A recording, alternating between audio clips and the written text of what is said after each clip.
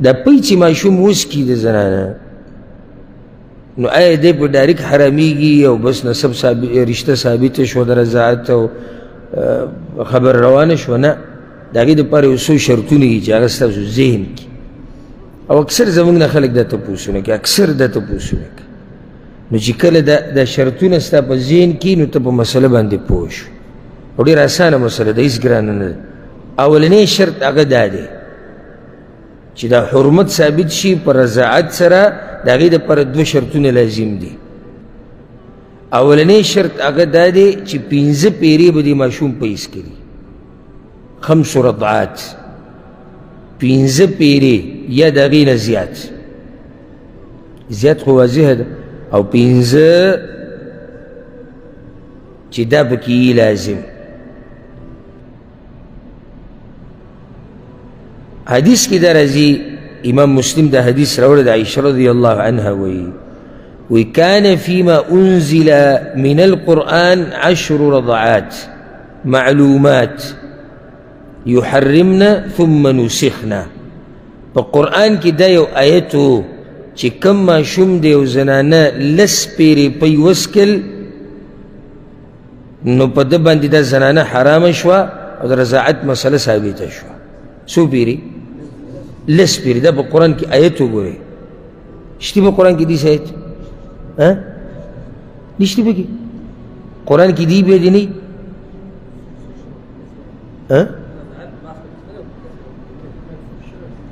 منسوخ شوی نه چې منسوخ شوی آیت هم نه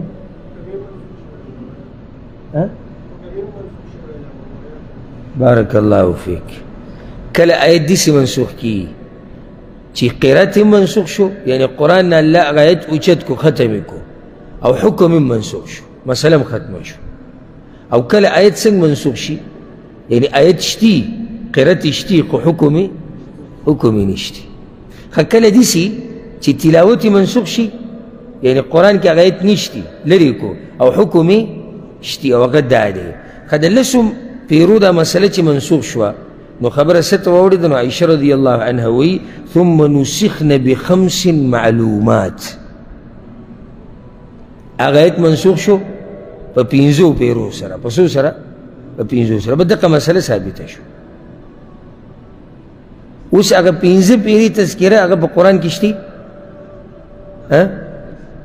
نشتی. که شتي؟ نشتی. نو دا منسوخ دی.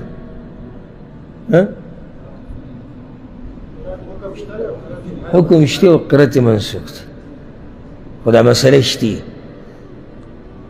ځکه چې پیغمبر صلی الله علیه وسلم وفات شو، عایشه رضی الله عنها وی او بعضو خلکو ته لا دا پته هم نه و چې دې تلاوت منسوخ شوی دی، هغوی به دغه آیت تلاوت پکې کوو د دې 15 پیرو.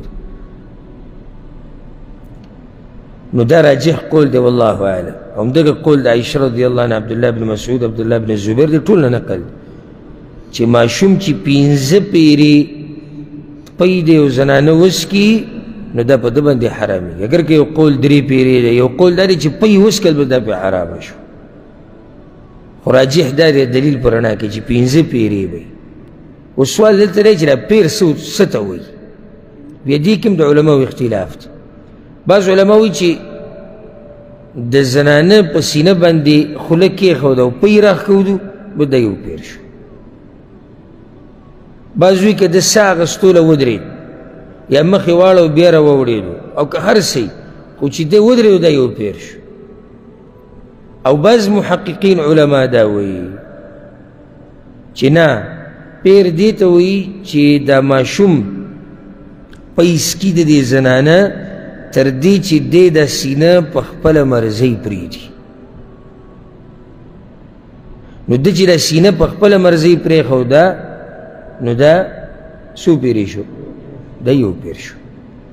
او ماشوم په هله اسانه په خپله مرضۍ سینه نه پرېږدي، هله یې پرېږدي چې کله دی ښه پوره پی وسکي. اوس منځ کې که چېرته دله پرنجی ورشي یا د ساه هلې یې ودرېږي یا کله داسې وشي څوک چغه ووایي دی ویرېدو او ودرېدو نو دغسې یعنی دا پیر د ده ده نه کمزوری کوي نه ولا خراب کوي، دا په حق کې دننه دی.